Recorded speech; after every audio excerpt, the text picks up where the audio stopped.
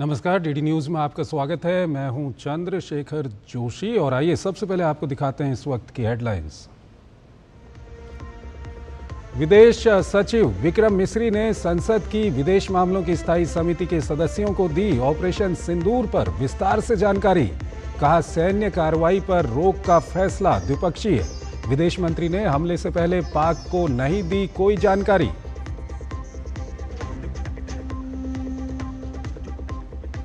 पाकिस्तान को बेनकाब करने के लिए विदेश जाने वाले सर्वदलीय प्रतिनिधिमंडल से टीएमसी के यूसुफ पठान का नाम वापस लेने को कई दलों ने बताया दुर्भाग्यपूर्ण। बीजेपी ने कहा, पाकिस्तान के खिलाफ बोलने से बचना चाहती है ममता।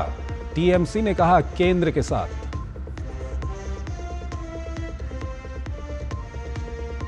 ऑपरेशन सिंदूर के दौरान पाकिस्तान ने की थी धार्मिक स्थानों को ठिकाना बनाने की नापाक हरकत। सेना का खुलासा, अमृतसर के स्वर्ण मंदिर पर थी ड्रोन और मिसाइल से हमले की साजिश। हमारी सशक्त वायु रक्षा प्रणाली ने किया नाकाम।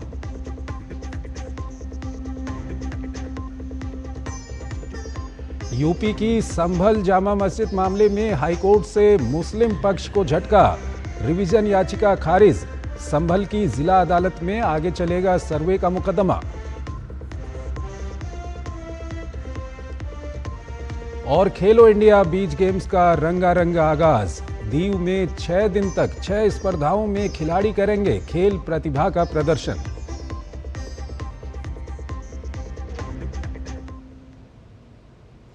और आइए अब खबरों को विस्तार से देखते हैं। पहलगाम आतंकी हमले और ऑपरेशन सिंदूर के बाद पाकिस्तान की करतूतों का लेखा जोखा दुनिया के सामने रखने के लिए भारत तैयार है।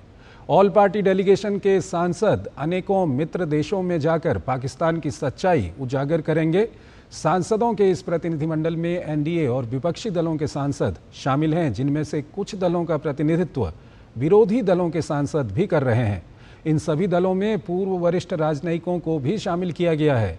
सोमवार को विदेश सचिव विक्रम मिस्री ने विदेश मामलों की संसदीय समिति के सामने तमाम मुद्दों पर स्थिति को स्पष्ट किया। ये बैठक करीब 3 घंटे चली। पहलगाम में आतंकवादी हमलों का जवाब देने के लिए भारतीय सेना ने ऑपरेशन सिंदूर शुरू किया और पाकिस्तान में आतंकवादी ठिकानों को तबाह कर दिया। ऑपरेशन सिंदूर और उसके बाद के तमाम घटनाक्रमों के साथ ही केंद्र सरकार के कूटनीतिक कदमों की जानकारी के लिए सोमवार को संसद की विदेश मामलों की स्थायी समिति की बैठक हुई।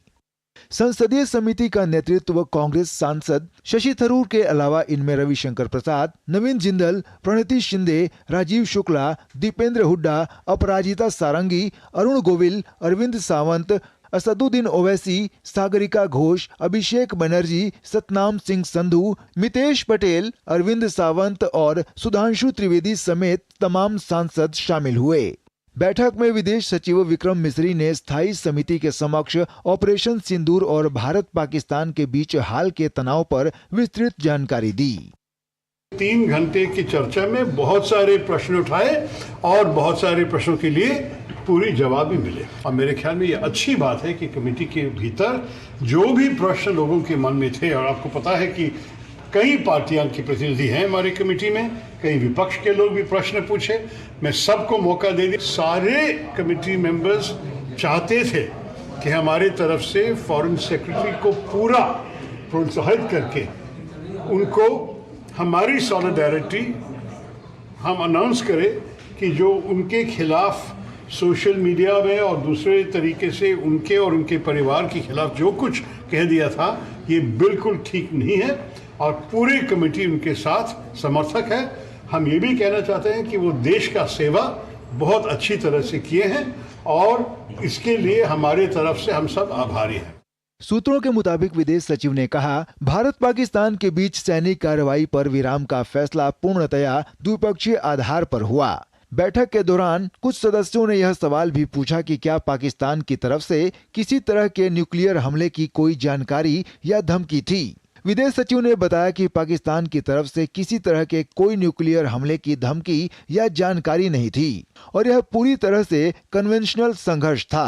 ऑपरेशन सिंदूर में नुकसान के मुद्दे पर विदेश सचिव ने कहा कि सुरक्षा कारणों से इसके बारे में अभी कोई जानकारी नहीं दे सकते। समिति की बैठक में विपक्ष की तरफ से विदेश मंत्री के बयान पर सवाल किया गया कि क्या पाकिस्तान को भारत के अटैक से पहले जानकारी दी गई थी। इस पर विदेश सचिव ने साफ तौर पर संसदीय समिति को बताया कि हमने जब 9 आतंकी ठिकानों पर ऑपरेशन सिंदूर के शुरुआती चरण में हमला किया था, उसके बाद ही पाकिस्तान को ये जानकारी दी थी कि भारत ने उसके आतंकी ठिकानों पर हमला किया है, लेकिन इसके आगे की सैन्य कार्रवाई पर कोई बातचीत नहीं हुई।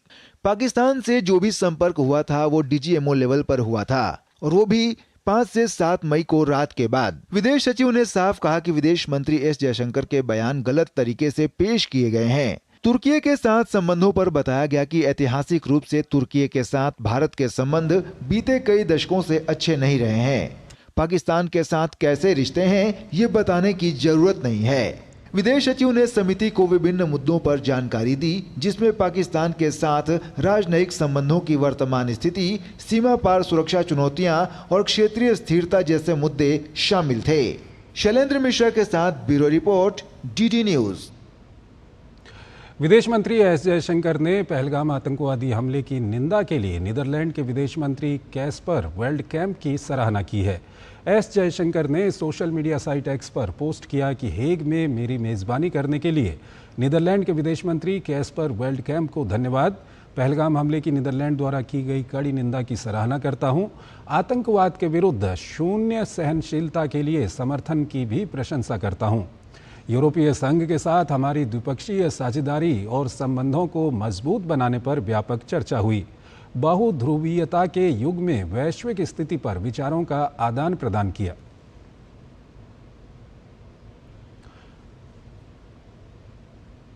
विदेश मंत्री एस जयशंकर ने नीदरलैंड के रक्षा मंत्री से भी मुलाकात की और उस मुलाकात पर खुशी जताई है। उन्होंने सोशल मीडिया साइट एक्स पर अपने पोस्ट में लिखा कि हेग में रक्षा मंत्री रूबेन ब्रेकिलमैन से मिलकर प्रसन्नता हुई। हमने सुरक्षा से जुड़ी चुनौतियों और दृष्टिकोणों पर विचारों का आदान प्रदान किया। द्विपक्षीय रक्षा साझेदारी बनाने के लाभों के बारे में भी बात की।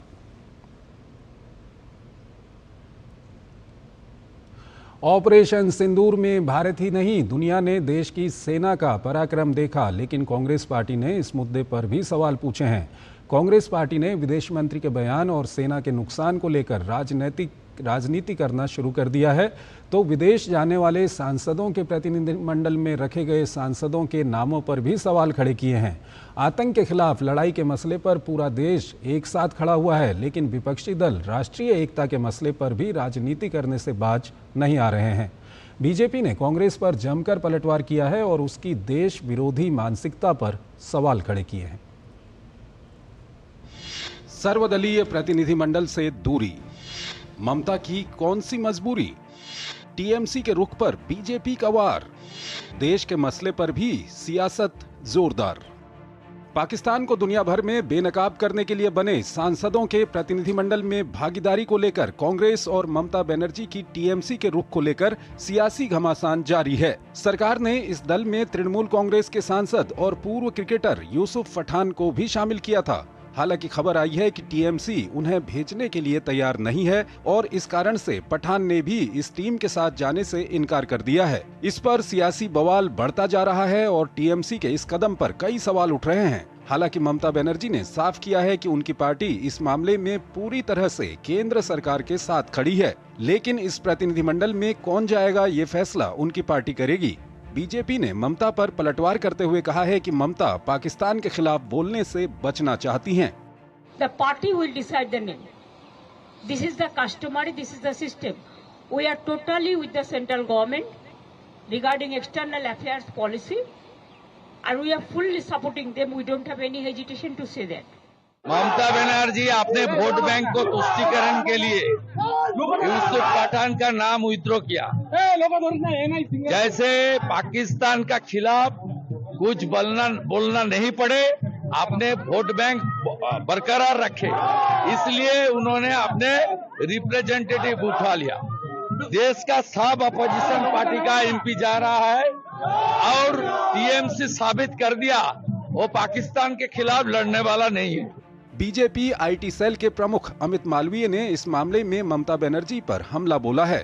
उन्होंने एक्स पर लिखा, पश्चिम बंगाल की मुख्यमंत्री ममता बनर्जी का टीएमसी सांसद को बहुदलीय प्रतिनिधिमंडल से हटने के लिए मजबूर करने का फैसला दुर्भाग्यपूर्ण है। ये भारत सरकार का प्रतिनिधिमंडल है और इसे दलीय राजनीति से ऊपर रखा जाना चाहिए था। संसद सदस्य भी जनता के प्रतिनिधि होते हैं। इससे ये संदेश जाता है कि ममता बनर्जी और उनकी पार्टी पाकिस्तान प्रायोजित आतंकवाद के खिलाफ बोलने को तैयार नहीं है। केंद्र की ओर से पाकिस्तान को बेनकाब करने की भारत की तैयारी पूरी हो चुकी है और खास बात है कि इसको लेकर देश के ज्यादातर राजनीतिक दल एकजुट हैं। भारत का सर्वदलीय प्रतिनिधिमंडल दुनिया भर में आतंकवाद के खिलाफ भारत की आवाज बुलंद करेगा। इस मामले में केंद्र सरकार का कहना है कि दुनिया को बताना जरूरी है कि भारत शांति का समर्थन करता है और कोई भी अगर आतंकवाद को बढ़ावा देता है तो उसके खिलाफ भारत भी कार्रवाई करेगा और दुनिया को भी कार्रवाई करनी चाहिए। भारत का संसदीय दल, मेंबर्स ऑफ पार्लियामेंट और कुछ प्रमुख लीडर्स और फॉरवर्ड डिप्लोमेट्स और कुछ ऑफिशियल्स अलग अलग देशों में जाकर के भारत का पक्ष रखेंगे। माना जा रहा है कि भारतीय डेलीगेशन की ये यात्रा 23 से 25 मई के बीच शुरू होगी। इसके लिए केंद्र सरकार की ओर से प्रतिनिधिमंडल को ब्रीफिंग दी जाएगी। Briefing for my delegation is going to be only on Friday, so honestly I'm not going to say anything right now. The others, some of the teams are leaving earlier and that's why they need to have their briefing tomorrow. But our delegation is leaving a bit later because the US has a big holiday called the Memorial Day weekend and the Parliament, the Congress as it's called in the US, is not in session until the 2nd of June, so there's no point arriving there too early. So we are arriving later and leaving later. 7 हिस्सों में बटे इस प्रतिनिधिमंडल के नेतृत्व की जिम्मेदारी भाजपा सांसद बैजयंत पांडा, भाजपा के रविशंकर प्रसाद, जेडीयू के संजय कुमार झा, शिवसेना सांसद श्रीकांत शिंदे, कांग्रेस सांसद शशि थरूर, डीएमके सांसद कनिमोई और एनसीपी एससीपी सांसद सुप्रिया सूले के हाथ में है। शैलेंद्र मिश्रा के साथ bureau report, DD news. Operation Sindoor में भारत ने पाकिस्तान के आतंकी ठिकानों को हमला बनाया, लेकिन पाकिस्तान ने भारत के आम लोगों, सैन्य ठिकानों और धार्मिक स्थलों को निशाना बनाया था। सेना ने जानकारी दी है कि पाकिस्तान ने अमृतसर के गोल्डन टेम्पल को कई बार निशाना बनाने की कोशिश की, लेकिन हर बार मुस्तैद भारतीय सेना ने नापाक मंसूबों को नाकाम कर दिया। इस बीच सेना ने पाकिस्तान द्वारा भारत के ऊपर उसके हमला करने और भारत द्वारा मुंहतोड़ जवाब देने पर भी कई जानकारियां साझा की हैं, जिसके बाद पाकिस्तान की कलई खुलती नजर आ रही है। पाकिस्तान का प्लान गोल्डन टेम्पल हवा में हुआ ध्वस्त। हमारे हथियारों का कमाल, दुश्मन हुआ बेहाल। पहलगाम आतंकी हमले के बाद भारत ने पाकिस्तान के आतंकी ठिकानों को नेस्तनाबूद कर दिया था। इसके बाद पाकिस्तान की तरफ से भारत के कई शहरों पर ड्रोन हमले किए गए थे, लेकिन सबसे चौंकाने वाली बात यह है कि पाकिस्तान ने भारत के धार्मिक स्थलों और नागरिकों को निशाना बनाने की कोशिश की। भारतीय सेना ने पाकिस्तान की नापाक हरकतों का खुलासा करते हुए बताया है कि पाकिस्तान ने अमृतसर के स्वर्ण मंदिर को निशाना बनाने की कोशिश की थी। पाकिस्तान ने स्वर्ण मंदिर पर ड्रोन से मिसाइल दागे थे। भारतीय सेना ने एक डेमो दिखाकर बताया कि कैसे आकाश मिसाइल प्रणाली S-70 एयर डिफेंस गन रहित भारतीय वायु रक्षा प्रणालियों ने अमृतसर के स्वर्ण मंदिर और पंजाब के शहरों को पाकिस्तानी मिसाइलों और ड्रोन हमलों से बचाया। 7 मई की रात को हमने पुख्ता जानकारी मिली कि पाक किसी भी उचित और वैध टारगेट के ना होने के कारण भारतीय सैन्य ठिकानों को और सिविल इलाकों को, खास तौर पर धार्मिक स्थलों को निशाना बनाएगा। इसमें अमृतसर में स्थित गोल्डन टेम्पल सबसे अहम था। ड्रोन और मिसाइल के जरिए से सभी सैन्य एवं सिविल ठिकानों पे और खास तौर पे गोल्डन टेम्पल पे भारी तादाद से ड्रोन का हमला किया। क्योंकि हम इसके लिए तैयार थे, तो भारतीय सेना के आर्मी एयर डिफेंस के सतर्क और सशक्त योद्धाओं ने पाकिस्तान के नापाक इरादों को पूरी तरीके से ध्वस्त करते हुए ड्रोन और मिसाइल को पूरी तरह से विफल कर दिया और हमने गोल्डन टेम्पल पे एक आंच भी नहीं आने दी। भारतीय सेना ने पाकिस्तान द्वारा प्रक्षेपित मिसाइलों का मलबा दिखाया, जिन्हें भारतीय वायु रक्षा प्रणालियों द्वारा रोककर मार गिराया गया था। सेना का कहना है कि उसने न केवल आतंकवाद और आतंकी ठिकानों को बिना किसी अतिरिक्त नुकसान के निशाना बनाया और सटीक तरीके से नाश किया, जबकि पाकिस्तानी सेना ने जानकर भारतीय सैन्य ठिकानों और सिविल इलाकों को निशाना बनाया। सेना का कहना है कि वो पाकिस्तान के नापाक मंसूबों को कभी सफल नहीं होने देगी। सेना ने पाकिस्तान को कड़ी चेतावनी देते हुए कहा कि ऑपरेशन सिंदूर केवल स्थगित किया गया है, इसका विकराल रूप अभी सामने आना बाकी है। यदि उसने आतंकवादियों का दोबारा सहारा लिया तो उसका अवश्य ही नाश होगा। याद रहे कि ऑपरेशन सिंदूर केवल स्थगित किया गया है, खत्म नहीं हुआ, उसका विकराल रूप अभी बाकी है। सेना का कहना है कि पाकिस्तान की ओर से लगातार घुसपैठ की भी कोशिश की गई, लेकिन वो लगातार नाकाम की गई और भारत की फायरिंग से घबराकर दुश्मन ने पोस्ट पर सफेद झंडा लहरा दिया। 8 और 9 मई की रात को दुश्मन ने हमारे ऊपर अचानक फायरिंग की और उस फायरिंग की आड़ में उसने इन्फिल्ट्रेशन की कोशिश की। मैंने और मेरे साथियों ने उस इन्फिल्ट्रेशन की कोशिश को अपने ऑब्जर्वेशन इक्विपमेंट की मदद से डिटेक्ट किया, दुश्मन पर अचूक फायरिंग की और उसकी घुसपैठ की कोशिश को नाकाम किया।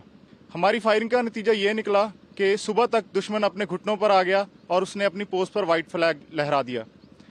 हम अपने देशवासियों को यह यकीन दिलाते हैं कि जब तक भारतीय सेना देश की सरहदों पर तैनात है, तब तक कोई भी इस देश की तरफ आंख उठाकर नहीं देख सकता। हम अपने देश के दुश्मनों की हर नापाक हरकत का मुंह तोड़ जवाब देंगे। सेना ने कई वीडियो भी जारी कर बताया है कि कैसे उसने ऑपरेशन सिंदूर के जरिए पाक को घुटनों के बल ला दिया।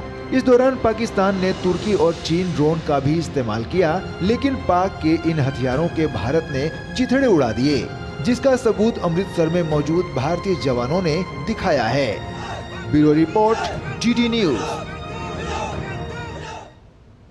DG army air defence lieutenant general Sumer Ivan D'Cunha ने ऑपरेशन सिंदूर के बाद भारत पर ड्रोन हमले की पाकिस्तान की नापाक योजना का खुलासा किया। भारत द्वारा सिर्फ पाकिस्तान के आतंकवादी ठिकानों को निशाना बनाए जाने पर उन्होंने कहा कि पाकिस्तान ने पूरी पश्चिमी सीमा पर करीब 800 से लेकर 1000 तक ड्रोन भेजे, लेकिन सीमा पर मुस्तैद और चौकस भारतीय सेना पाकिस्तान के मंसूबों को नाकाम कर रही थी और सभी ड्रोन के परखच्चे उड़ा दिए गए। उन्होंने पाकिस्तान के द्वारा नागरिक ठिकानों को निशाना बनाए जाने की नीति की निंदा की। उन्होंने बताया कि कैसे भारत ने पाकिस्तान के भेजे ड्रोन को ठिकाने लगाया। A drone to count numbers is a perception of the person who's given it. So maybe I would say anything between maybe 800 to 1000 across the whole western border. Yes. In 4 days. In 4 days, yeah. Roughly. And majority of them got destroyed. Yeah, a large number.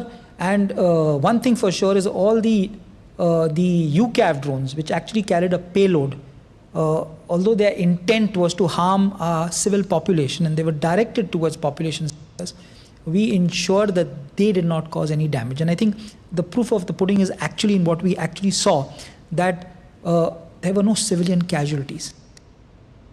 Sumer Ivan D'Cunha ने बताया कि पाकिस्तान ने स्वर्ण मंदिर पर drone हमले करने की कोशिश की थी। इन हमलों को रोकने के लिए स्वर्ण मंदिर के मुख्य ग्रंथी ने ही परिसर के भीतर एयर डिफेंस गन तैनात करने की अनुमति दी थी। सेना को आशंका थी कि पाकिस्तान अपने ड्रोन एवं मिसाइल के जरिए स्वर्ण मंदिर पर हमला कर सकता है, जो कि सच साबित हुआ। We visualized that he would target our civil population and our religious places of fame. And hence it is very nice, while only Karthik Seshadri has only covered one part of the story, it was very nice that the head Granthi of the Golden Temple allowed us to deploy our guns. And it is possibly for the first time in maybe many years where they switched off the Golden Temple lights for the first time, so that we could see the drone coming. I think that's what, the Golden Temple hierarchy realized there was possibly a threat when it was explained to them.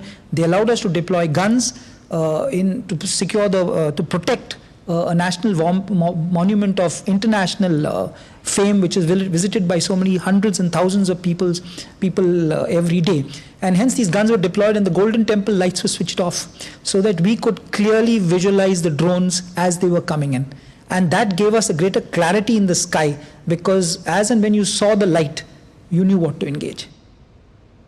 सेना प्रमुख general Upendra Dwivedi ने operation सिंदूर के दौरान सैनिकों की अनुकरणीय भूमिका के लिए बधाई देने और भारतीय वायुसेना और सीमा सुरक्षा बल के साथ समन्वय में की गई संयुक्त कार्रवाइयों की समीक्षा करने के लिए रेगिस्तानी क्षेत्र में कोणार्क कोर के अग्रिम क्षेत्रों में लोंगेवाला का दौरा किया। कोणार्क कोर के सैनिकों के साथ बातचीत करते हुए सेना प्रमुख ने अंतर्राष्ट्रीय सीमा की रक्षा में उनकी वीरता, अटूट प्रतिबद्धता और दृढ़ संकल्प की सराहना की।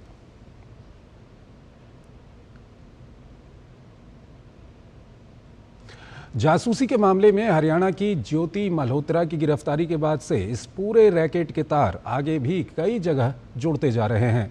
ज्योति से पूछताछ में कई अन्य लोगों के द्वारा भी भारत के खिलाफ जासूसी करने की बात सामने आ रही है, जिसके बाद कई अन्य लोगों की गिरफ्तारी भी हो रही है, तो कई अन्य लोग शक के घेरे में भी आ गए हैं। इनमें से कई लोग पाकिस्तान की यात्रा भी कर चुके हैं, तो लोग भारत के पाकिस्तानी उच्चायोग के कर्मचारियों के संपर्क में थे। सुरक्षा एजेंसियां और पुलिस की टीमें इस पूरे मामले में सघनता से जांच कर रही हैं, लेकिन अभी इस मामले में कई और कड़ियां खुलनी बाकी हैं। पाकिस्तानी जासूसी नेटवर्क एक्शन में, जांच एजेंसियां, कई गिरफ्तार, मचा हड़कंप। पहलगाम आतंकी हमले के बाद भारतीय सेना ने जहां आतंकियों के खिलाफ सफल ऑपरेशन सिंदूर चलाया, तो वहीं देश में असामाजिक गतिविधियों पर लगाम लगाने के लिए लगातार महत्वपूर्ण कदम उठाए जा रहे हैं। देश के अलग अलग हिस्सों में पाकिस्तान के लिए जासूसी करने के आरोप में कई लोगों को गिरफ्तार किया गया है। इस बीच हरियाणा पुलिस और केंद्रीय जांच एजेंसियों ने नूंह जिले में पाकिस्तानी जासूसी नेटवर्क के खिलाफ बड़ी कार्रवाई करते हुए तावड़ू उपमंडल के गांव कांगरका से तारीफ पुत्र हनीफ नामक व्यक्ति को गिरफ्तार किया है। नूंह में 2 दिन में दूसरी गिरफ्तारी से एक क्षेत्र में हड़कंप मच गया। 2 दिन पहले राजाका गांव से जासूसी के आरोप में अरमान नामक व्यक्ति की गिरफ्तारी हुई थी। एक के बाद एक गिरफ्तारी से जासूसी के किसी बड़े नेटवर्क की आशंका जताई जा रही है। सरकार अपनी कार्रवाई कर रही है, जो भी दोषी पाए जाएगा उसके खिलाफ कार्रवाई होगी। अभी तो पकड़े गए, ये बहुत बड़ा नेटवर्क हो सकता है कि इसमें कितने आदमी शामिल हो, जो खिलाफ होगा उसके खिलाफ सरकार कार्रवाई कर रही है। वहीं पाकिस्तान के लिए जासूसी करने के आरोप में हरियाणा से गिरफ्तार यूट्यूबर ज्योति मल्होत्रा के तार अब ओडिशा के पुरी से भी जुड़ रहे हैं। इस संबंध में ओडिशा की यूट्यूबर प्रियंका सेनापति से भी पूछताछ की जा रही है। पूरी पुलिस इंक्वायरी कर रही है एंड हम स्टेट की intelligence agency, central intelligence agency और हरियाणा पुलिस के साथ भी संपर्क में है। इंक्वायरी एक बार फिनिश हो जाए तो हम आपके सामने आएंगे। उधर पंजाब पुलिस ने राज्य के सीमावर्ती जिला गुरदासपुर से सुखप्रीत सिंह और करणबीर सिंह नामक 2 पाकिस्तानी जासूसों को गिरफ्तार किया है। इन पर पंजाब, हिमाचल प्रदेश और जम्मू कश्मीर में सेना की आवाजाही तथा महत्वपूर्ण रणनीतिक स्थलों की जानकारी पाकिस्तान को मुहैया करवाने का आरोप है।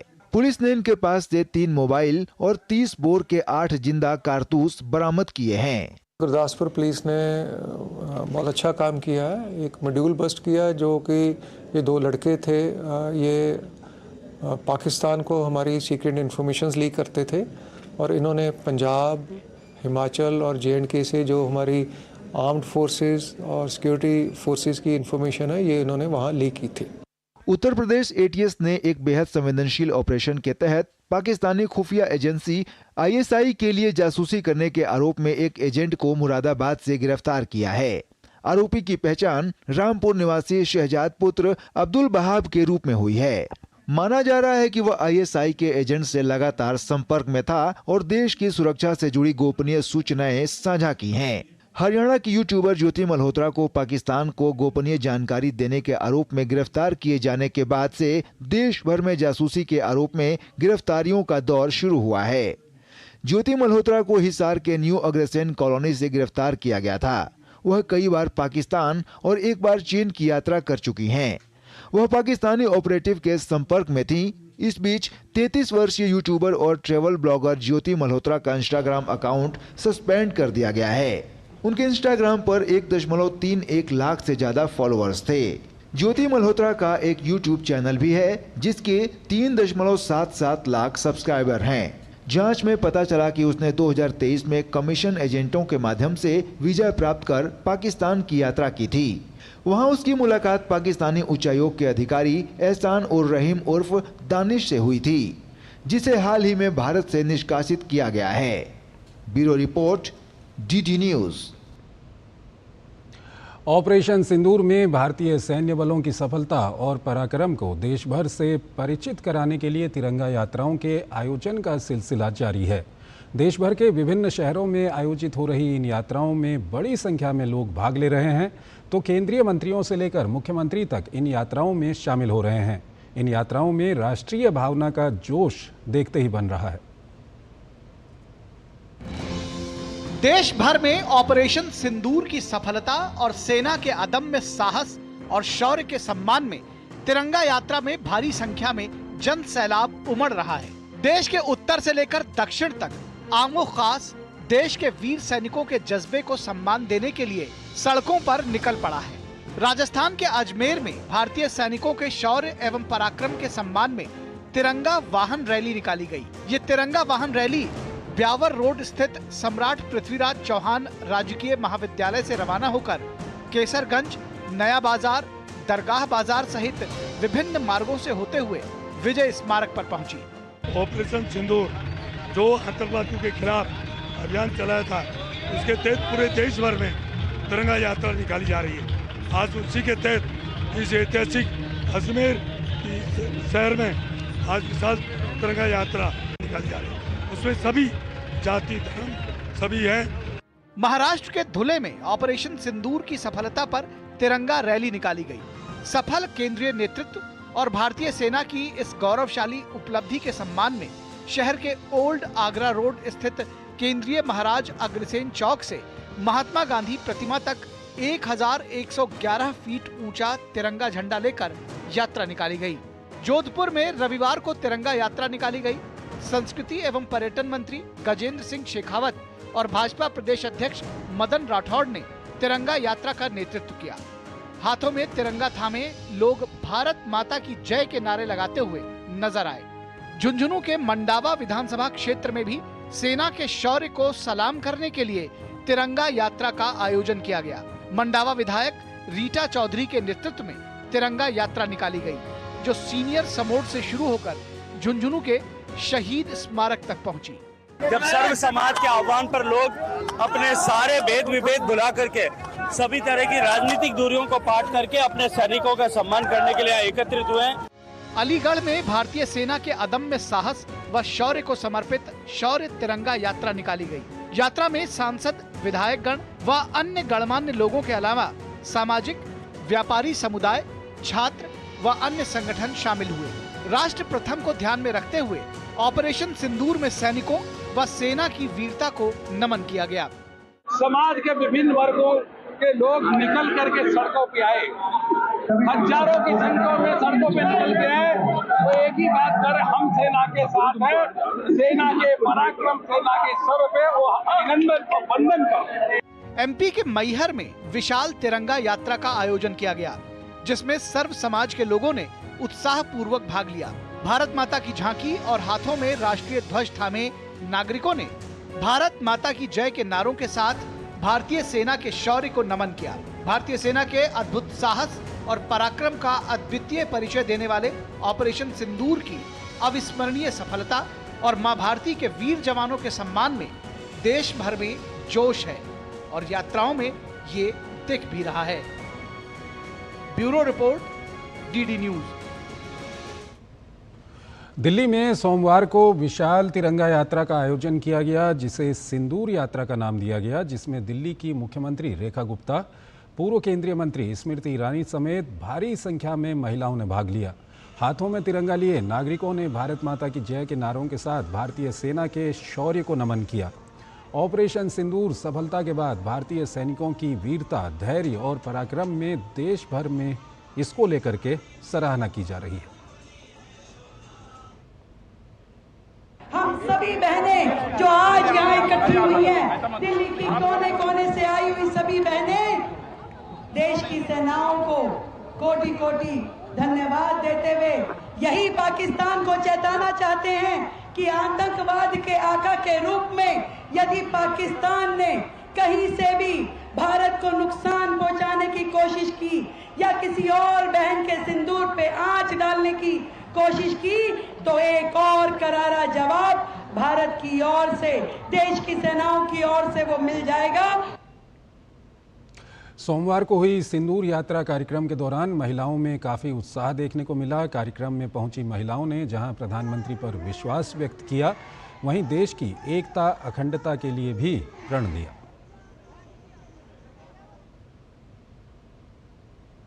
बस जो हमारे सैनिकों ने अपनी बहादुरी का जो जवाब दिया है आतंकवादियों को, उनका प्रोत्साहन बढ़ाने के लिए हम यहाँ पे इकट्ठा हुए हैं। धन्यवाद करना चाहेंगे उनका, उन्होंने अपनी जान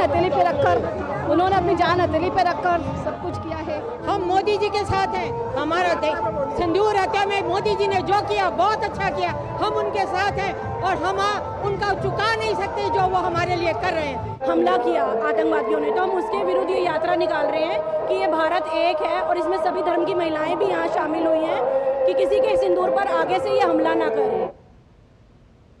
भारतीय सैनिकों द्वारा पाकिस्तान में आतंकियों के खिलाफ चलाए गए ऑपरेशन सिंदूर की सफलता के बाद देश भर में तिरंगा यात्रा का आयोजन किया जा रहा है। इसी कड़ी में गुजरात के जूनागढ़ में भव्य तिरंगा यात्रा का आयोजन किया गया, जिसमें भारी संख्या में लोग शामिल हुए।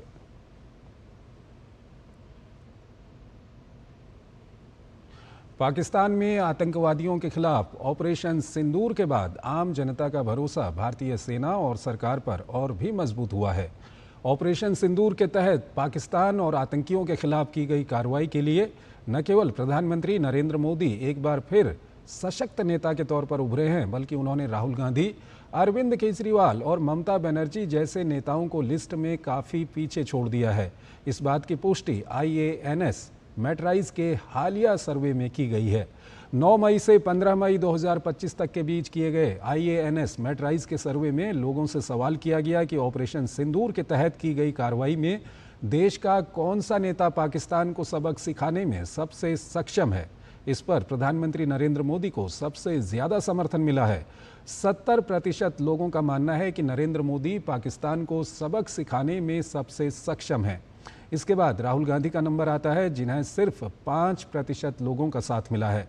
इसके बाद असदुद्दीन ओवैसी का नंबर आता है, जिन्हें 4% लोगों का समर्थन मिला है, जबकि सपा अध्यक्ष अखिलेश यादव को 3%, आम आदमी पार्टी के राष्ट्रीय संयोजक अरविंद केजरीवाल को 2%, अन्य को 1% और पता नहीं या कह नहीं सकते के साथ 8% लोग रहे हैं।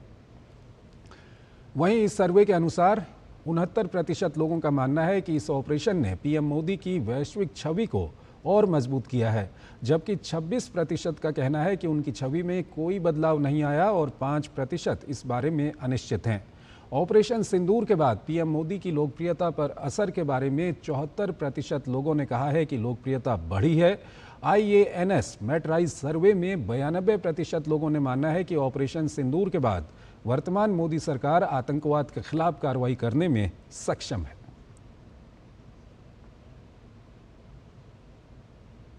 प्रधानमंत्री नरेंद्र मोदी ने गृह मंत्रालय द्वारा लॉन्च संशोधित OCI पोर्टल की सराहना की है। OCI पोर्टल से विदेशी नागरिकों का पंजीकरण आसान हो सकेगा। प्रधानमंत्री ने सोशल मीडिया प्लेटफॉर्म X पर पोस्ट किया कि नया संशोधित OCI पोर्टल नागरिक अनुकूल डिजिटल सेवा को बढ़ावा देने की दिशा में एक बड़ा कदम है। नए पोर्टल में उन्नत सुविधाओं को जोड़ा गया है और कार्य क्षमता में वृद्धि की गई है।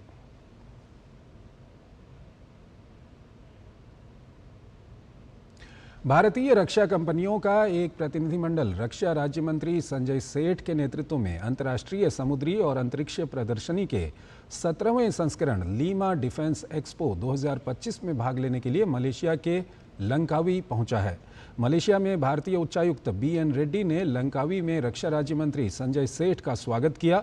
लंकावी में 20 से 24 मई तक अंतर्राष्ट्रीय समुद्री और अंतरिक्ष प्रदर्शनी लीमा डिफेंस एक्सपो 2025 का आयोजन किया जा रहा है। इस प्रदर्शनी में एक भारतीय मंडप स्थापित किया गया है। रक्षा मंत्रालय ने बताया कि लीमा 2025 में Mazagon dock, ship builders limited, Bharat dynamics limited, BEML, Hindustan aeronautics limited व ग्लाइडर्स इंडिया लिमिटेड सहित 12 DPSU और अन्य निजी रक्षा कंपनियां भाग लेंगी। ये कंपनियां भारतीय रक्षा उद्योग जगत की सामर्थ्य का प्रदर्शन करेंगी। इस वर्ष डॉर्नियर विमान और एक भारतीय नौसेना जहाज सहित भारतीय रक्षा परिसंपत्तियां भी लंकावी अंतर्राष्ट्रीय समुद्री एवं अंतरिक्ष प्रदर्शनी 2025 में भाग लेंगी। गौरतलब है कि वर्ष 1991 में स्थापित और हर 2 साल में आयोजित होने वाली लंकावी अंतर्राष्ट्रीय समुद्री एवं अंतरिक्ष प्रदर्शनी को एशिया प्रशांत क्षेत्र में सबसे बड़ी व सबसे महत्वपूर्ण समुद्री और अंतरिक्ष प्रौद्योगिकी आधारित प्रदर्शनियों में से एक माना जाता है। नई दिल्ली के भारत मंडपम में उपराष्ट्रपति जगदीप धनखड़ ने उच्चतम न्यायालय के वरिष्ठ अधिवक्ता विजय हंसारिया की संपादित पुस्तक द कॉन्स्टिट्यूशन वी एडॉप्टेड का अनावरण किया। इस अवसर पर भारत के अटॉर्नी जनरल आर वेंकटमणि भी उपस्थित रहे। उपराष्ट्रपति ने भारतीय संविधान को अपनी कला से सजाने वाले नंदलाल बोस, अंग्रेजी और हिंदी में संविधान का सुलेखन करने वाले प्रेम बिहारी नारायण रायजादा और वसंत कृष्णा वैद्यनाथ के परिवारजनों को सम्मानित किया। उपराष्ट्रपति ने कहा कि ये पुस्तक कानून के विद्यार्थियों के लिए संविधान की मूल भावना और संविधान निर्माताओं के अथक परिश्रम को समझने में प्रासंगिक होगी।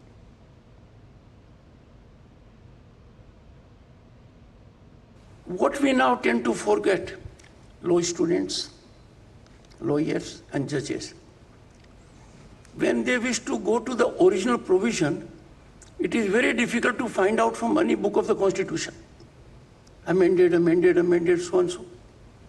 This book is your complete answer. The title of the book carries entire rationale why the book has come into being. The Constitution we adopted with artworks, you need it in your chamber, by your bedside, to know the painstaking work for nearly 3 years by members of the Constituent Assembly. And if I may say so, they engaged in dialogue, debate, discussion, deliberation.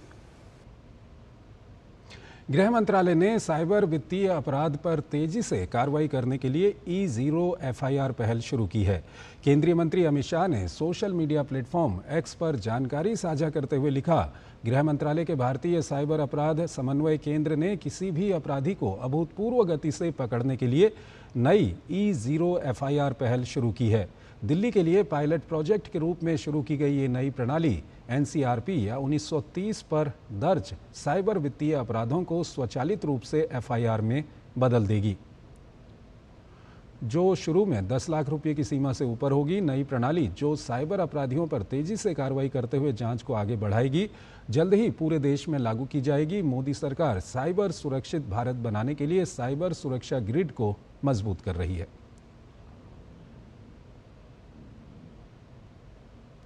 Uttar Pradesh स्थित संभल में जामा मस्जिद सर्वे मामले में Allahabad high court से मुस्लिम पक्ष को तगड़ा झटका लगा है।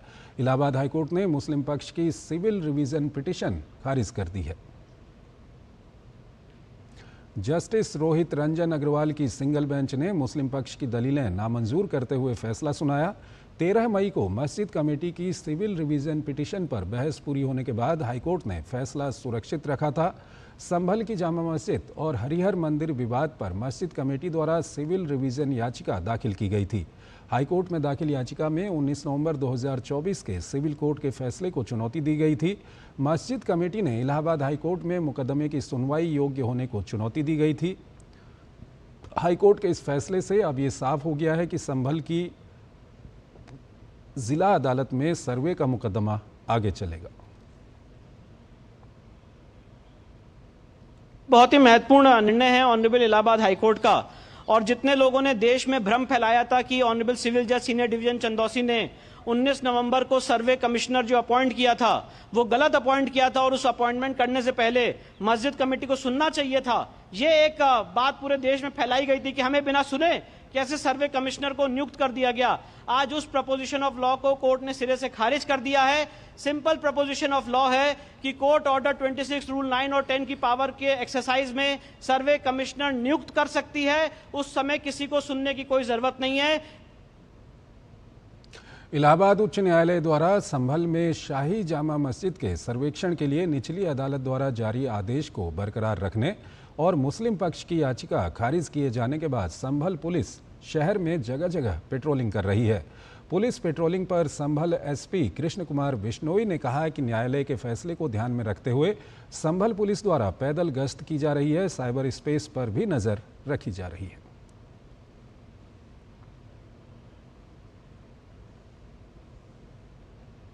नई दिल्ली स्थित पूसा भवन में केंद्रीय कृषि मंत्री शिवराज सिंह चौहान ने किसानों के साथ सिंधु जल संधि को लेकर चर्चा की। केंद्रीय मंत्री ने सिंधु जल समझौता रद्द करने को ऐतिहासिक निर्णय बताया।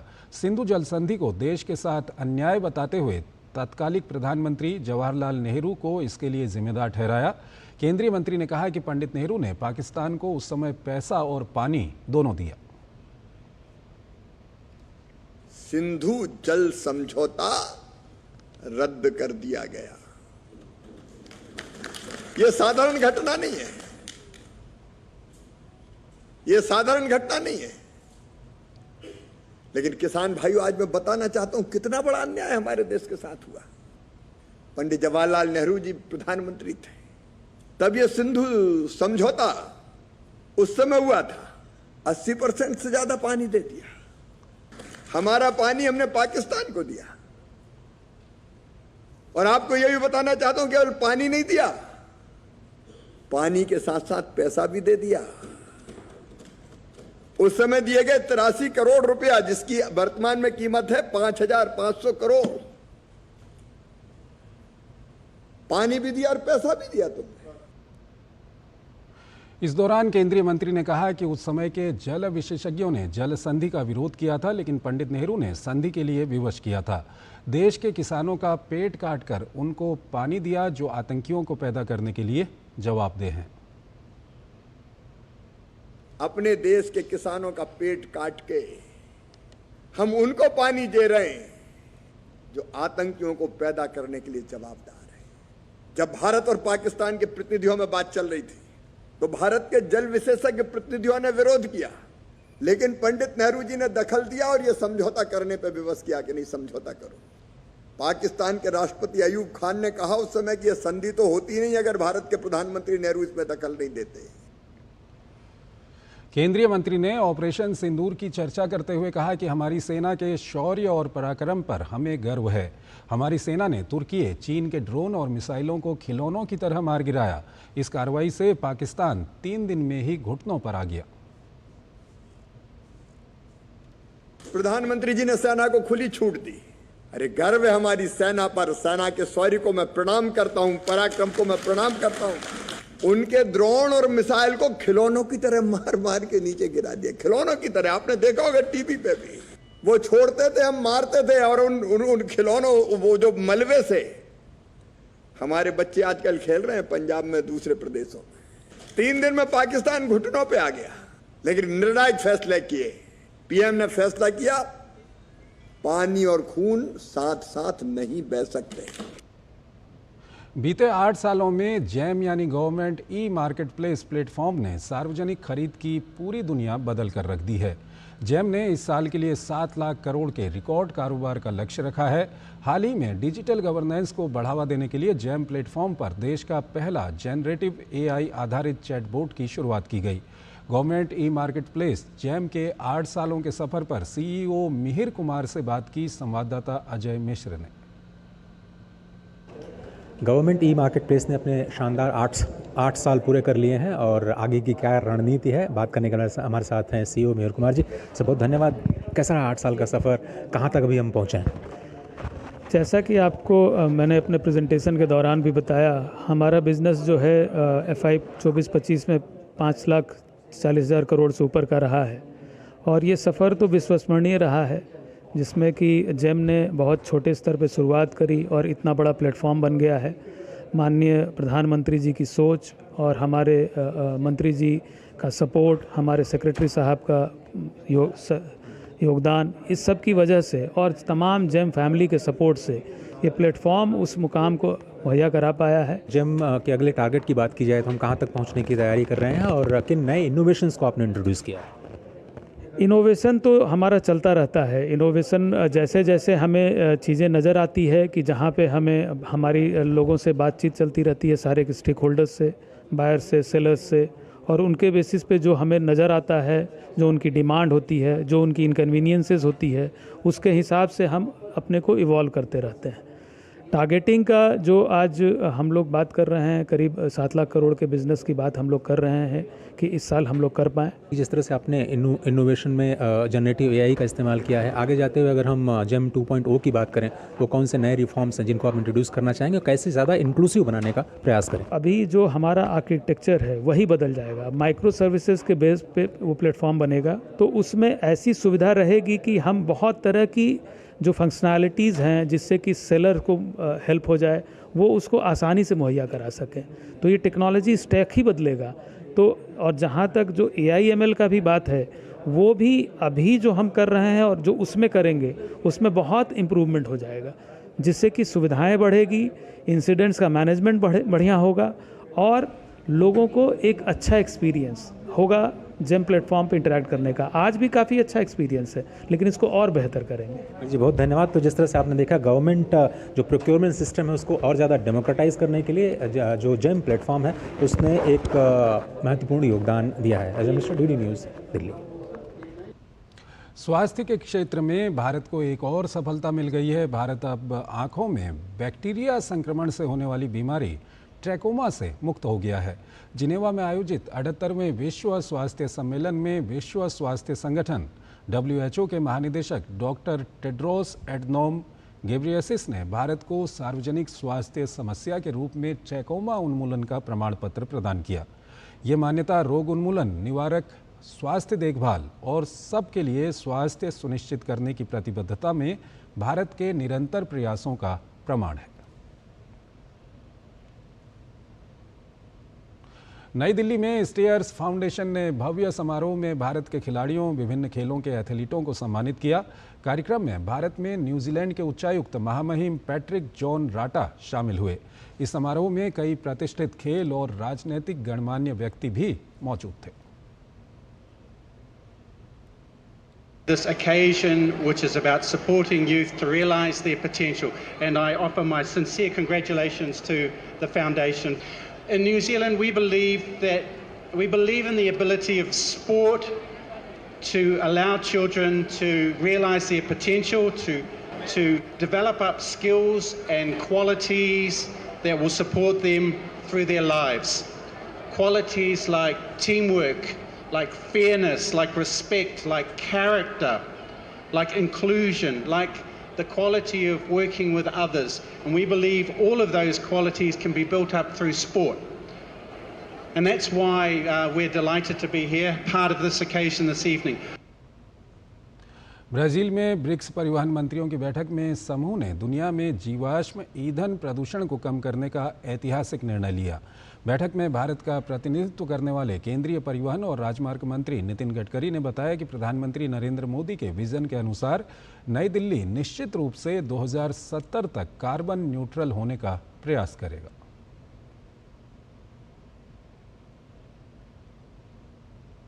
सब देशों ने मिलकर एक कॉमन रेजोल्यूशन भी पास किया है। उसके आधार पर आने वाले समय में बायोफ्यूल को बहुत बड़ा प्रोत्साहन देने का सब ब्रिक्स देशों ने एक संकल्प किया है और पूरे हमारे विश्व को हम प्रदूषण से मुक्त करें, इस प्रकार का भाव सबके मन में था और निर्धार था। एक बहुत बड़ा अच्छा हिस्टोरिकल रिजोल्यूशन हुआ है और मुझे लगता है कि इकोलॉजी एंड एनवायरनमेंट के क्षेत्र में प्रदूषण को कम करने की दृष्टि से एक बहुत बड़ी पहल ब्रिक्स देशों ने की है। आने वाले समय में जो प्रधानमंत्री जी का सपना है कि 2070 तक हम हिंदुस्तान को कार्बन न्यूट्रल बनाएंगे, वो निश्चित रूप से पूरा करने की कोशिश भारत भी करेगा। अमेरिकी राष्ट्रपति डोनाल्ड ट्रंप ने सोमवार को रूस के राष्ट्रपति व्लादिमीर पुतिन से फोन पर 2 घंटे की बातचीत के बाद कहा कि रूस और यूक्रेन तुरंत युद्ध विराम वार्ता शुरू करेंगे। डोनाल्ड ट्रंप ने सोशल मीडिया प्लेटफॉर्म ट्रूथ पर इस बातचीत की जानकारी देते हुए बातचीत को सकारात्मक करार दिया। उन्होंने लिखा कि रूस और यूक्रेन तुरंत युद्ध विराम और उससे भी महत्वपूर्ण बात, युद्ध के अंत की दिशा में बातचीत शुरू करेंगे। रूसी सरकारी मीडिया के मुताबिक पुतिन और ट्रंप के साथ बातचीत के बाद ट्रंप ने कहा कि यूक्रेन पर, ये रूस की तरफ से बताया गया है, जिसमें कहा कि यूक्रेन पर ट्रंप के साथ उपयोगी बातचीत हुई। रूसी राष्ट्रपति ने कहा कि मॉस्को एक ज्ञापन प्रस्तावित करेगा जिसमें वो संभावित शांति समझौते के लिए पदों की रूपरेखा तैयार करने पर कीव के साथ काम करने के लिए तैयार होगा। उत्तराखंड के चमोली में भारी बारिश के चलते बद्रीनाथ हाईवे पर पीपल कोठी में मंगरी गाड़ गदेरा ने विकराल रूप ले लिया है, जिसके कारण कई गाड़ियां मलबे की चपेट में आ गई हैं।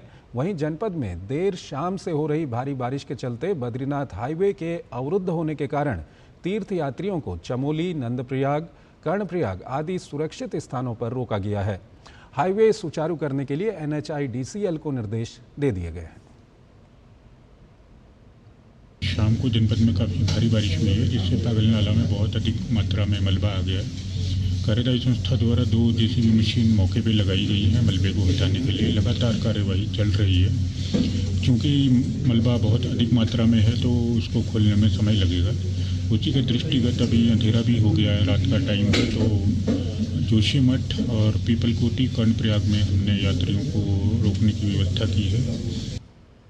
भारतीय सेना और स्पीयर कोर के तहत काम करने वाली असम राइफल्स ने विशिष्ट सूचनाओं के आधार पर 13 मई से 18 मई के बीच मणिपुर के कई जिलों में कई संयुक्त अभियान चलाए, जिसमें विभिन्न पहाड़ी और घाटी आधारित समूहों के 29 काडरों को पकड़ा गया, जबकि 28 हथियार, ग्रेनेड, गोला बारूद और अन्य युद्ध जैसे भंडार बरामद किए गए हैं। चलाए गए इस अभियान में मणिपुर पुलिस, CRPF, BSF और ITBP की भी अहम भूमिका रही। पकड़े गए कैडर और बरामद सामान को आगे की जांच के लिए मणिपुर पुलिस को सौंप दिया गया है। शिक्षा मंत्री धर्मेंद्र प्रधान ने देश के शिक्षाविदों से आग्रह किया है कि वो इसी शैक्षणिक सत्र से आर्टिफिशियल इंटेलिजेंस को औपचारिक शिक्षा के तौर पर स्कूली पाठ्यक्रम में शामिल करने की दिशा में प्रयास करें। सोमवार को नई दिल्ली में एक कार्यक्रम को संबोधित करते हुए उन्होंने कहा कि हमें बच्चों की उम्र के मुताबिक AI आधारित पाठ्य पुस्तकें तैयार करनी होंगी। धर्मेंद्र प्रधान ने कहा कि हम इसी वर्ष से देश के स्कूली बच्चों को AI शिक्षा से जोड़ने का प्रयास कर रहे हैं। उन्होंने साथ ही कहा कि चंद्रयान, आकाश और ब्रह्मोस की सफलताएं हमारी शिक्षा व्यवस्था की मजबूती का प्रमाण है और हमें शोध पर और अधिक जोर देना होगा। AI को आने वाले इसी सत्र में मॉड्यूल की फॉर्म पे नई किताब बना रहे हैं NCERT, चैप्टर की फॉर्म पे, फॉर्मल एजुकेशन में, इंफॉर्मेटिव एजुकेटिव फॉर्म पे मैं इसी साल भारत की स्कूली बच्चों को AI शिक्षा के साथ जोड़ने की आपको आह्वान करता हूं। उसके उपाय निकालिए। हम दुनिया की स्पर्धा में भारत के बच्चों को पीछे नहीं रख सकते हैं। इसी शिक्षा वर्ष में age appropriate AI embedment of education text book करना ही पड़ेगा। केंद्रीय खेल मंत्री मनसुख मांडविया ने खेलो इंडिया बीच गेम्स के पहले संस्करण का आगाज दीव के प्राचीन घोगला बीच पर एक रंगारंग कार्यक्रम के दौरान किया। 6 दिनों तक चलने वाले खेलो इंडिया बीच गेम्स में इस बार देश भर से 1000 से ज्यादा खिलाड़ी 6 पदक स्पर्धाओं में हिस्सा लेंगे। पदक स्पर्धाओं में बीच सॉकर, बीच वॉलीबॉल, बीच कबड्डी, बीच सेपक टकराव, पैनकेक सिलाट और ओपन वाटर स्विमिंग शामिल हैं। इसमें प्रदर्शन खेल, मलखंब और रस्साकशी भी आयोजित किए जाएंगे, जिसमें तटीय शैली के साथ पारंपरिक भारतीय खेलों की झलक मिलेगी। तो इस बुलेटिन में फिलहाल इतना ही। आप बने रहिए DD न्यूज़ के साथ। नमस्कार।